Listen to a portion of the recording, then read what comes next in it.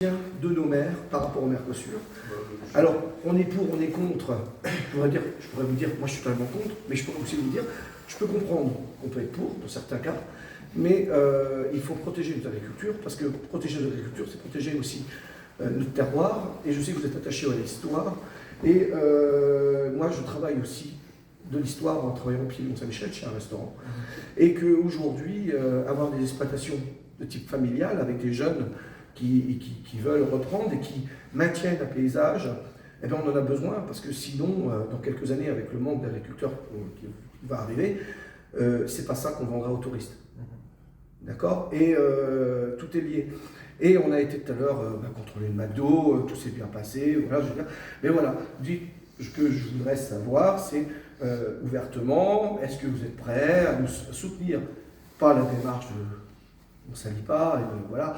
Il est arrivé un fait malheureux hier, vous êtes au courant à Grenelle. Oui. Donc un cas isolé qui n'est pas de nous, d'accord. Monsieur le préfet d'ailleurs a communiqué pour cela, pour la presse. Mais en tout cas, voilà, on a besoin de soutien des maires, de l'arrondissement, de tous les maires de France, pour trouver des solutions qui permettent de sanctuariser l'agriculture vis-à-vis de l'Organisation mondiale du commerce, notamment. Enfin voilà, faites votre soutien, si vous avez à faire comme vous le voulez, écrivez-le, montrez-nous que vous aimez encore vos paysans. Je ne peux pas te les aimer, moi je viens de monde rural, mes 4 grands-parents étaient cultivateurs, donc je ne veux pas... Mon père était mécanicien agricole. Mais je pense que... donc, si vous voulez, on a besoin d'être soutenu. Oui, alors je vais aller jusqu'au bout de ma réponse. C'est évident que le Mercosur, c'est la pire chose qui puisse arriver pour l'agriculture française, j'en suis convaincu. Ce qu'il faudrait que l'Europe comprenne, l'Europe en particulier, c'est qu'il y a une spécificité agricole française, avec une grande diversité de production, que ce soit de l'élevage, de la culture, enfin tous les types de culture, que ce soit de l'agriculture céréalière, le maïs qui est un aliment important pour l'élevage bovin. Enfin, on a une diversité. Je pense qu'on a déjà fait pas une planerie au fil du temps. On a quand même régionalisé certaines productions, ce qui n'était sans doute pas la meilleure chose à faire. Justement, là-dessus, là je suis complètement d'accord avec vous, puisque la régionalisation c'est une faute lourde, parce que c'est une faute agronomique sur notre pays. On a respecté les terroirs. Et aujourd'hui on se trouve face à une problématique de ressources. Moins de matière organique, moins de vie dans le sol, donc l'eau elle passe et elle part, d'accord, parce qu'on appauvrit nos sols, parce qu'il y a de moins en moins d'élevage. Et là je suis content de voir que vous nous comprenez. Donc je dis merci monsieur Nicolas. Je dis merci, parce qu'on a l'occasion pour une fois de se voir dans un cadre, voilà. Il y en a marre aussi qu'on dise la coordination, c'est des RN, c'est rien du tout. Aujourd'hui, le RN, ils sont très bien où ils sont, les FI, ils sont très bien où ils sont. On a besoin de vous en tant que personne publique, en tant que maire, pour nous aider à sauver l'agriculture, et j'attends rien aujourd'hui des partis politiques. Et puis on a des choses à construire ensemble. On parle beaucoup des éleveurs tous ou agriculteurs, les céréales, et des ressources essentielles pour vous. Enfin, les indicateurs qu'on a aujourd'hui en termes de ressources en eau, là je parle du Sud-Manche, pour le massif armoricain, elles sont pas bonnes puisqu'on voit qu'on a des épisodes pluvieux de plus en plus espacés, des périodes de sécheresse extrêmement importantes. Quand on sait qu'il faut 80 litres d'eau par jour pour abreuver une vache en temps normal. Et on a les touristes aussi. Oui, c'est ça. Là. Et pour moi, un jour, il va falloir nous élus, on va être obligés de prioriser, à l'échelle de nos syndicats d'eau, soit l'humain, soit le vivant, soit l'animal, et même les cultures. Qu'est-ce qu'on fait?